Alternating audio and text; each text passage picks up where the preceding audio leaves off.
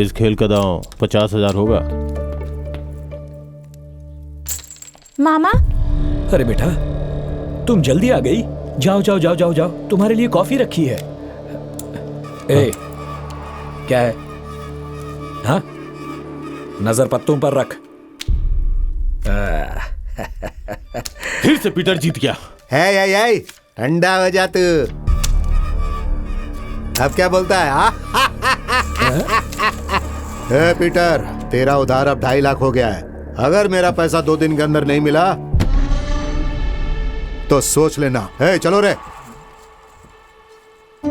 Peter, ये सब तुम क्या कर रहे हो? तुम्हारे पास फूटी कौड़ी तक नहीं बची और तुम उन लोगों के साथ जुआ खेलते हो। अगर तुमने पैसे वापस नहीं किया तो वे तुम्हें मार डालेंगे। कमलेश भाई के साथ उन्होंने क्या किया, तुम भूल गए क्या?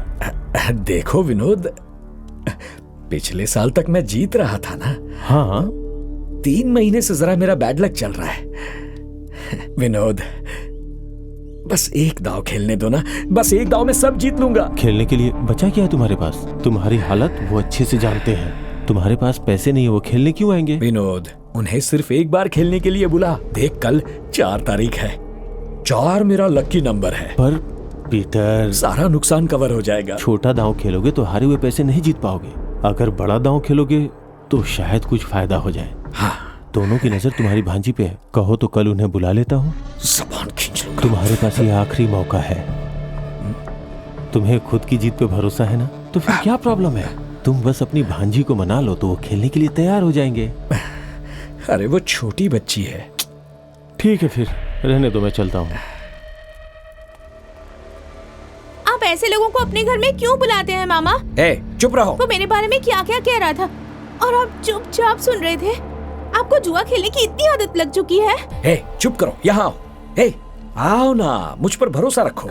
आओ बैठो। देखो, इसमें रोने जैसा कुछ नहीं है।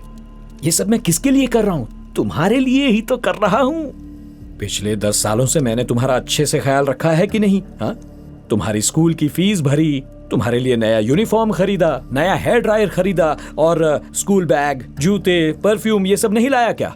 लेकिन पिछले 3 महीनों से मेरा बैड लक चल रहा है। 1 महीने आप मेरा अच्छे से ख्याल रखते हैं, अच्छी अच्छी चीजें लाते हैं, लेकिन अगले ही महीने मेरी स्कूल की फीस भी नहीं दे पाते। मामा, ऐसा मत कीजिए। आपकी इस जुए की आदत से अब मुझे डर लगने लगा है। डरने की कोई बात नहीं। तुम तो अब लोगों की तरह बोलने लगी हो। ये सिर्फ एक खेल है। It's mathematics. जिसे मैथमेटिक्स समझ में आता है वही जीतता है, और जिसे मैथमेटिक्स समझ में नहीं आता वो लोग इसे जुआ कहते हैं। देखो ना, अभी अभी हमने जो गेम खेला था ना अभी यहाँ पर, इसमें अगर ये वाला पत्ता नहीं निकलता तो पता है क्या होता है? सारा पैसा मैं जीत जाता, फिर तुम्हें राजकुमारी की तरह रखता। हाँ, पर कल मैं ही जीतूंगा कल। हाँ, देख लेना। अब तो वो लोग घर पर ही जुआ खेलने लग गए। तुम अपनी क्लास में जाओ, ये मुझ पर छोड़ दो। मुझे घर जाने से बहुत डर लगता है राजीव। मत रो अनीशा। देखिए ना मामा, मैंने सारा घर साफ करके रख। क्या हुआ मामा? तुम्हारे मामा का बहुत बुरा वक्त चल रहा है बेटा। 52 पत्तों में से जो एक पत्ता मैं नहीं चाहता था, वही पत्ता बार बार आ रहा था। बस एक बार अपने मामा की जान बचा लो बेटा। पीटर, क्या कर रहे हो तुम? इतना इमोशनल क्यों हो रहे हो? ये कोई छोटी बच्ची है क्या? हाँ, जाओ यहाँ से, जाओ। मुझे माफ कर दे। दरवाजा बंद कर दे। घबराओ नहीं अनीशा। अरे कुछ नहीं होगा। प्लीज दूर हटिए मुझसे। देख तो कौन है। छोड़ दो मुझे। कौन है तू? अनीशा है क्या? मैं उसे ले जाने आया हूँ। क्या कहा? ले जाने आया है?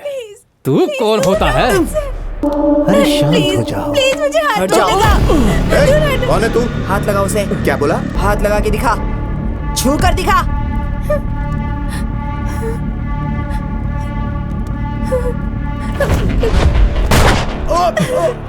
संतोष!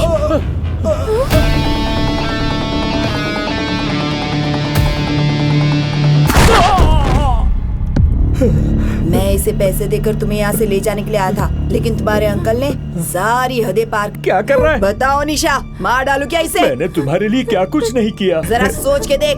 लड़के, मार डालू इसे। मैंने ही इसे पाल पोस कर बड़ा किया है। वो तो मेरा बैड लक चल रहा था ना, इसलिए मैंने इसे दांव पर लगा दिया। अब जब मैं जीत जाऊंगा मैं इसका ख्याल रखूंगा। तुम नहीं रखोगे? बताओ इसे बेटा। बेटा नहीं ऐसा मत करना। देखो। इसके बाद हम मुंबई आ गए, वहाँ से कोलकाता और फिर दुबई। हमने बहुत सारा पैसा कमाया। तुमने न्यूज़ में उन चोरियों और मर्डर्स के बारे में सुना भी होगा। उनमें से काफी मर्डर्स में हमारा ही हाथ था, लेकिन कुछ समय बाद हमने ये सब कुछ बंद कर दिया और एक नई जिंदगी की शुरुआत की। क्या कर रहे हो? Stop it. बैठो। हमें एक बड़ा असाइनमेंट मिला है, बहुत बड़ा असाइनमेंट। अनीशा, इसके बारे में हम बात कर चुके हैं। जिस दिन मुझे पता चला कि तुम माँ बनने वाली हो, मैंने ये सब छोड़ने का फैसला किया था। देखो, इतने सालों से मुझे एक अच्छी जिंदगी देने के लिए तुमने कितनी मेहनत की है। बस एक आखिरी बार सोचो कि तुम ये अंकिता के लिए कर रहे हो। ये मैं आशीष के लिए करूंगा।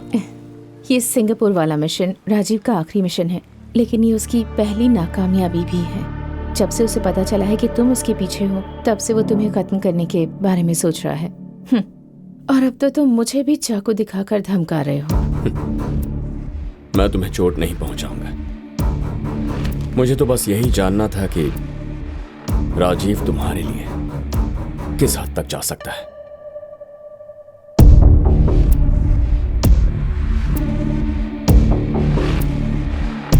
अनीशा कहाँ है?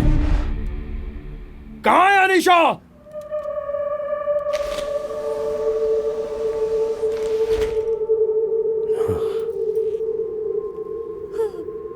देख शिवा, अनीशा को छोड़ दे, वरना बहुत पछताएगा तू।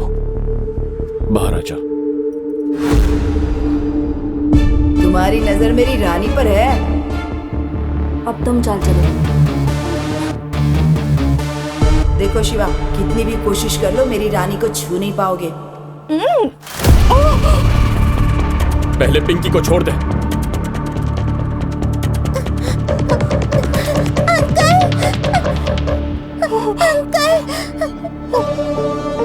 अब अनीशा को भी छोड़ दे। मैं इसे कभी नुकसान नहीं पहुंचाता, लेकिन मैं इसे ऐसे जाने भी नहीं दूंगा। तुम दोनों अपने इस बच्चे की इतनी फिक्र कर रहे हो जो अब तक पैदा भी नहीं हुआ, लेकिन मेरे 11 भाई मारे गए। उनका भी कोई बाप है, उनकी भी कोई माँ है, उनके बच्चे।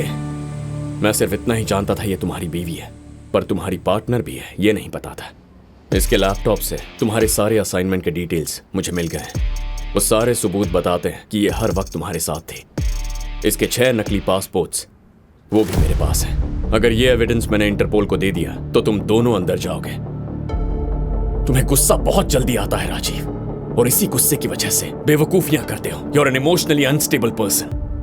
मैं अपनी पूरी जिंदगी तुमसे लड़ने में नहीं बिताना चाहता। मैं तुम्हें तुम्हारी जिंदगी बचाने का एक मौका देता हूं। अगर मेरी बात मान ली तो मैं ऐसे कुछ नहीं होने दूंगा। मैं सुन रहा हूं, बताओ। मेरे वो भाई जिन्हें तुमने मारा है उसकी जिम्मेदारी ले लो, और आज ही अपने आप को पुलिस के हवाले कर दो। अनीशा के लिए जो टिकट बुक किया है मैं उस टिकट से उसे घर पहुंचा दूंगा, लेकिन इस बीच अगर तुमने कोई और बखेड़ा खड़ा कर दिया तो सारा एविडेंस इंटरपोल को दे दूंगा।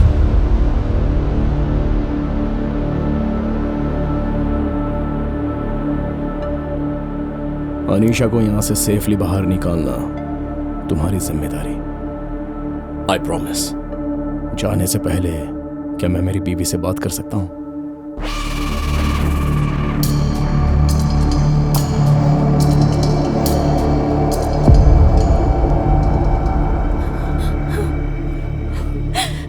मुझे ये सब अच्छा नहीं लग रहा राजीव। तुम मेरी फिक्र मत करो। मैं मर भी जाऊं तो कोई गम नहीं। उसे छोड़ना मत। अब जल्दबाजी में कुछ नहीं करना है अनीशा। इस सब से निकलने के 1000 तरीके मुझे पता है, लेकिन फिलहाल ये जरूरी है कि तुम और हमारा बच्चा सही सलामत यहां से निकले। तुम बस थोड़ी हिम्मत रखो।